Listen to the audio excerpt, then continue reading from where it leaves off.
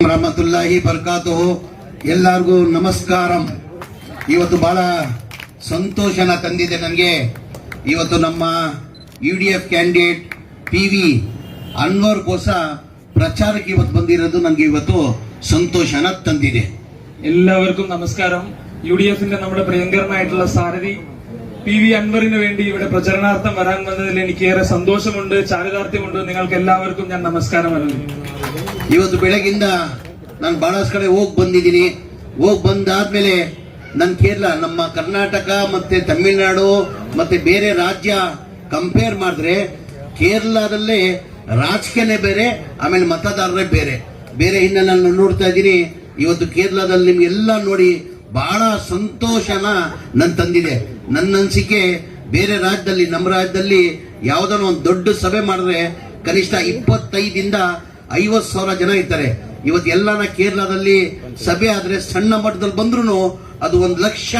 ಇವತ್ತು ಏನ್ ನೀವು ಸೇರಿದ್ದೀರಾ, കനിഷ്ഠ 1 ലക്ഷം ಸೇರಿದಾರಂತ ನಾನು ಭಾವಿಸ್ತಾ ಇದ್ದೀನಿ. കേരളത്തിലെ പ്രചരണാർത്ഥം ഞാൻ വരുന്നത് കർണാടകയിൽ നിന്നാണ്. കർണാടകയിലെ പ്രചരണവുമായി ബന്ധപ്പെട്ട് നിരവധി സ്ഥലങ്ങളിൽ ഞാൻ പോകാറുണ്ട്. പക്ഷേ കർണാടകയെ വെച്ച് നോക്കുമ്പോൾ കേരളത്തിലെ പ്രചരണത്തിന്റെ ഭാഗമാകുമ്പോൾ ഏറെ സന്തോഷം നൽകുന്ന സ്വീകരണമാണ് ജനങ്ങളിൽ നിന്ന് ലഭിക്കുന്നതെന്ന് ഞാൻ പറയാൻ ആഗ്രഹിക്കുന്നു. ಇವತ್ತು ಈ ಚುನಾವಣೆಗೋಸ್ಕರ ಪ್ರಚಾರಕ್ಕೋಸ್ಕರ ನಾನು ಕರ್ನಾಟಕದಿಂದ ಮಂತ್ರಿಯಾಗಿ ಇಲ್ಲಿ ನಾನು UDF ಕ್ಯಾಂಡಿಡೇಟ್ ಪ್ರಚಾರಕ್ಕೆ ಇವತ್ತು ನಾನು ಕೇರಳಗೆ ರಾಜ್ಯಕ್ಕೆ ನಾನು ಬಂದಿದ್ದೀನಿ. ತಮಗೆಲ್ಲ ಗೊತ್ತಿದ್ದಂಗೆ ನಮ್ಮ ಕರ್ನಾಟಕದಲ್ಲಿ 2023 ನಮ್ಮ ಚುನಾವಣೆಗೆ ಹೋಗ್ಬೇಕಾದ್ರೆ ನಮ್ಮ ನಾಯಕರಾದಂತ ರಾಹುಲ್ ಗಾಂಧಿ ಅವರು 5 ಗ್ಯಾರಂಟಿಯನ್ನ ಘೋಷಣೆ ಮಾಡಿದ್ರು. ഞാൻ കർണാടകയിൽ നിന്ന് ഇവിടെ പ്രചരണാർത്ഥം വരുന്ന സമയത്ത് കർണാടകയിലെ തെരഞ്ഞെടുപ്പുമായി ബന്ധപ്പെട്ട് നിരവധി ഗ്യാരണ്ടികൾ നമ്മുടെ പ്രിയങ്കരനായിട്ടുള്ള നേതാവ് ശ്രീ രാഹുൽ ഗാന്ധി തെരഞ്ഞെടുപ്പിന്റെ സമയത്ത് നൽകുകയുണ്ടായിരുന്നു. അതുപോലെ കേരളത്തിലെ ജനങ്ങൾക്ക് വേണ്ടി 5 പ്രധാനപ്പെട്ട ഗ്യാരണ്ടികൾ ഈ തെരഞ്ഞെടുപ്പുമായി ബന്ധപ്പെട്ട് അദ്ദേഹം പറഞ്ഞിട്ടുണ്ട്. ಇಲ್ಲ, ನಾವು 5 ಗ್ಯಾರಂಟಿ ಘೋಷಣೆ ಮಾಡುವಾಗ ಜನ ನಿರೀಕ್ಷೆ ಇಟ್ಟಿ.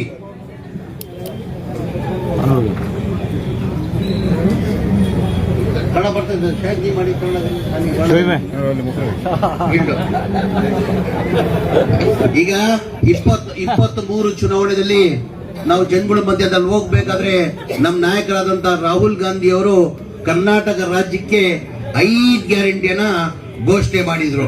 5 ಗ್ಯಾರಂಟಿಯಲ್ಲಿ ಹೆಣ್ಮಕ್ಳು ಮನೆ ಯಜಮಾನಿ ಯಾರಿದ್ದಾರೆ ಆ ಮನೆ ಯಜಮಾನಿಗೆ 2,000 ರೂಪಾಯಿ ಕೊಡ್ಬೇಕಂತ ತೀರ್ಮಾನ ಮಾಡಿದ್ವಿ. ಆಮೇಲೆ 5 kg ಅಕ್ಕಿ ಇದ್ದಿದ್ದು 10 kg ಅಕ್ಕಿ ಕೊಡ್ಬೇಕಂತ ತೀರ್ಮಾನ ಮಾಡಿದ್ವಿ.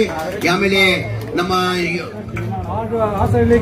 ಕರೆಂಟ್ ಅದು 200 ಯೂನಿಟ್ ವರೆಗೂ ಕರೆಂಟ್ ಫ್ರೀ ಕೊಡ್ಬೇಕಂತ ತೀರ್ಮಾನ ಮಾಡಿದ್ವಿ.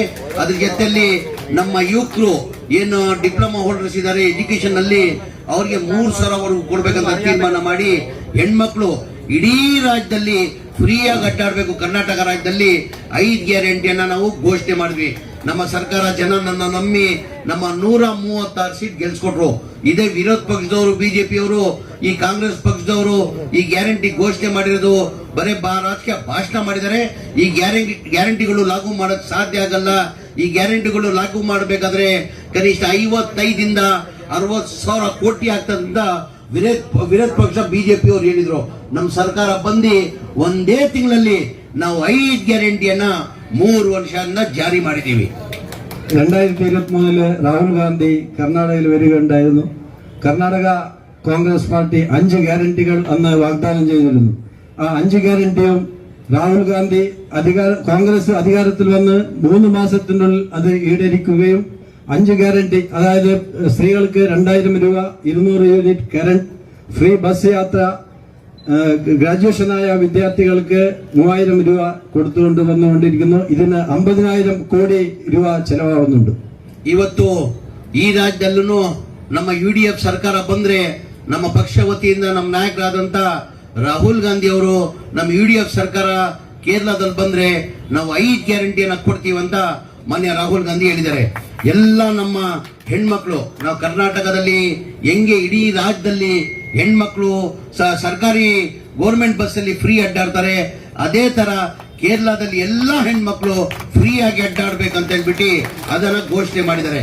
ನಮ್ಮ ಹೆಣ್ಮಕ್ಳು, ಪರ್ಟಿಕ್ಯುಲರ್ ನಮ್ಮ ಹೆಣ್ಮಕ್ಳು ಎಜುಕೇಶನ್ ಅಲ್ಲಿ 1,000 ರೂಪಾಯಿ ಅವ್ರಿಗೆ ಫೀಸ್ ಅನ್ನ ಕೊಡ್ಬೇಕಂತ ಅದು ತೀರ್ಮಾನ ಮಾಡಿದ್ದಾರೆ.